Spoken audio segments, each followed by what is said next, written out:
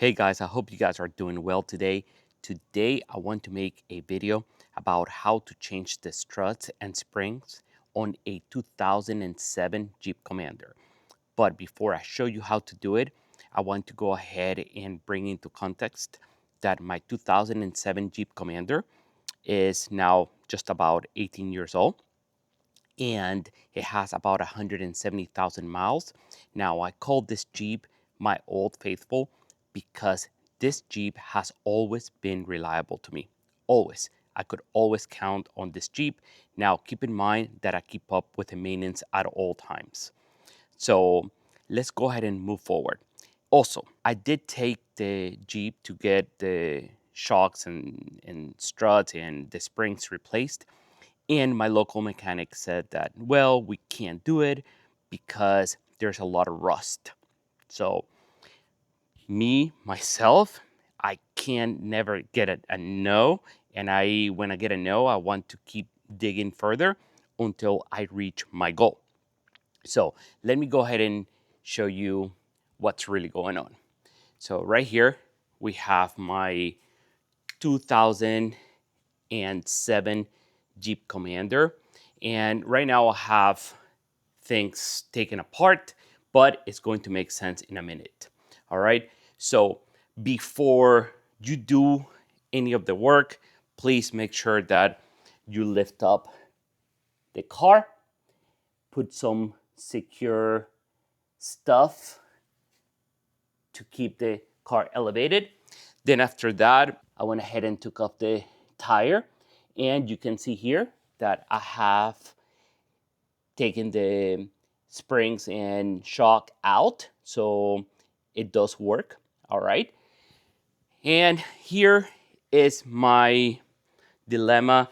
I was watching many YouTube videos and they show you how to do quite a few things. But the problem is that many of them will tell you, well, you have to go ahead and cut this bolt out. You have to cut it out, and this is the only way you're going to get the shock out. So let me tell you, you don't need to do that because I found this guy that went ahead and took the whole thing out without removing that. Okay, so step by step, make sure you take the tire out, all right? Make sure your car is lifted and secure. So what you're gonna do, you need to make sure that you open some space. This is the right side. Make sure you open some space because you're going to need this space right here. You're going to go ahead and get this out of the way. I took this out or off so I can have more space right here. Don't touch the middle screw. Don't touch that. Make sure you go ahead and only work with the force. And this makes sense because we have four right here, right? We have four screws right here. All right. That is the last thing you're going to actually take off.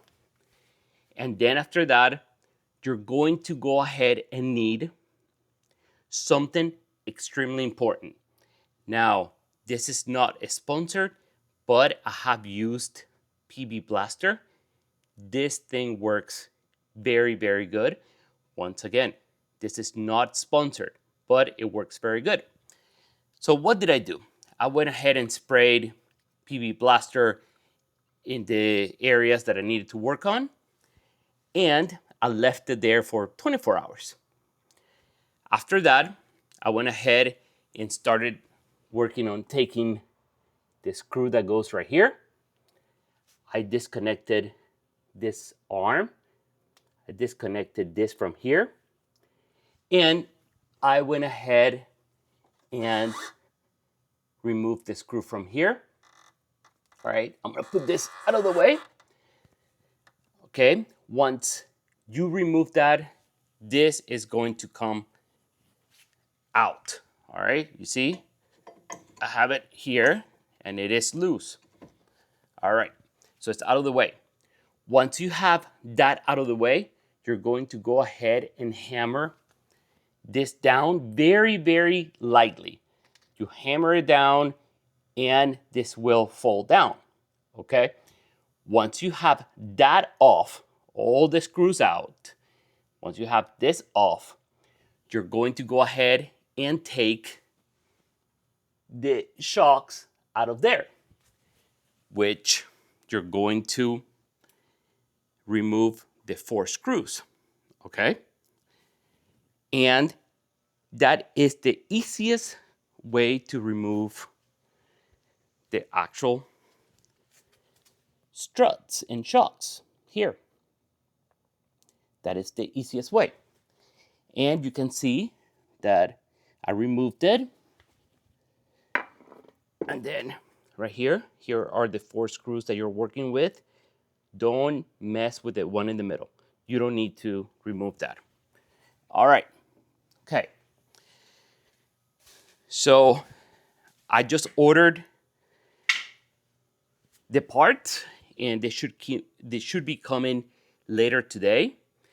And I'm gonna go ahead and leave this like this. And I'm gonna go ahead and put everything in reverse. So conclusion here, make sure you have all the tools that you need. I highly recommend for you to get the high impact bolts and extensions and so on. You're going to need a breaker bar. You're going to need a breaker bar like this because this is going to make things much easier for you. All right, I've been using, this is the 21. You're gonna need this 21 millimeters. You're gonna need it to remove some of the screws. So make sure you have a breaker bar.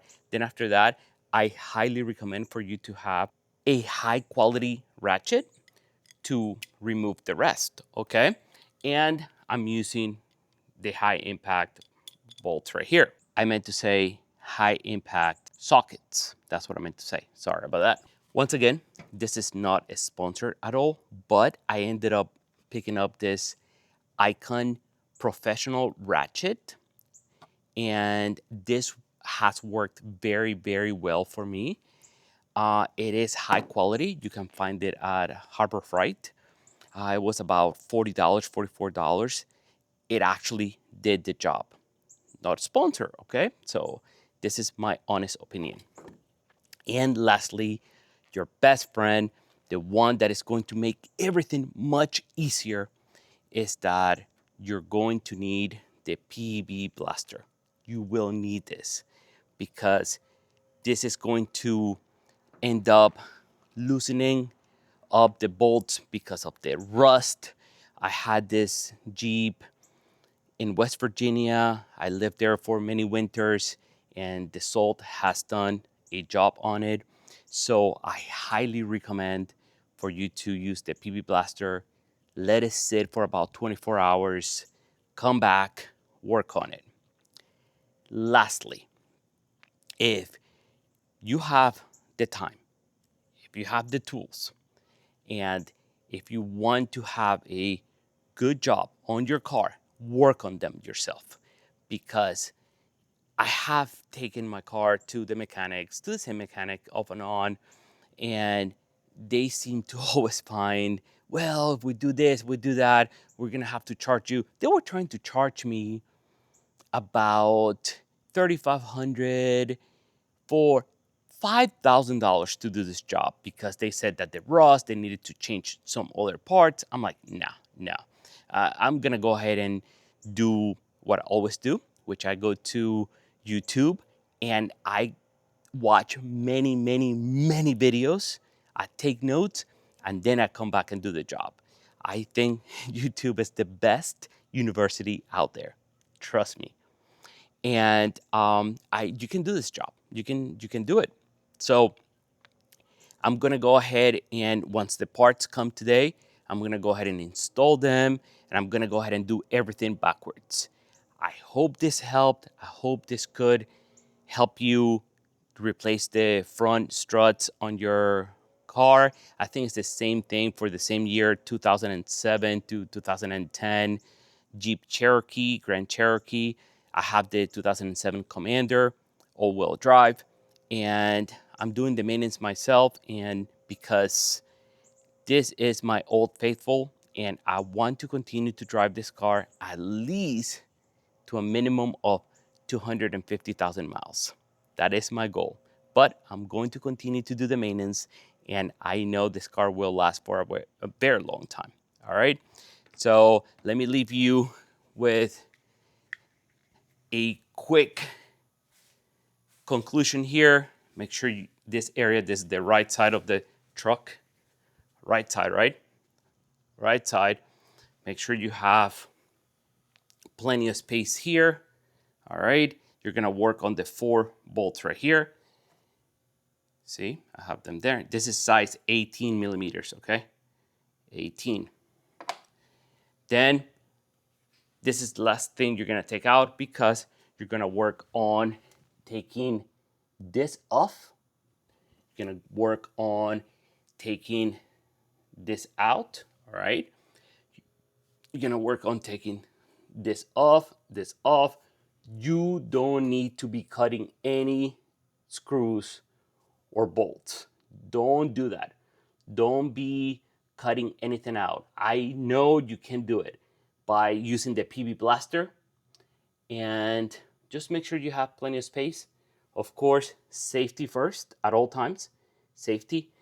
I'm just using this to sit down because I was doing the job. So this is my faithful stool. All right. And once I'm done, I'm gonna go ahead and move on to the left side.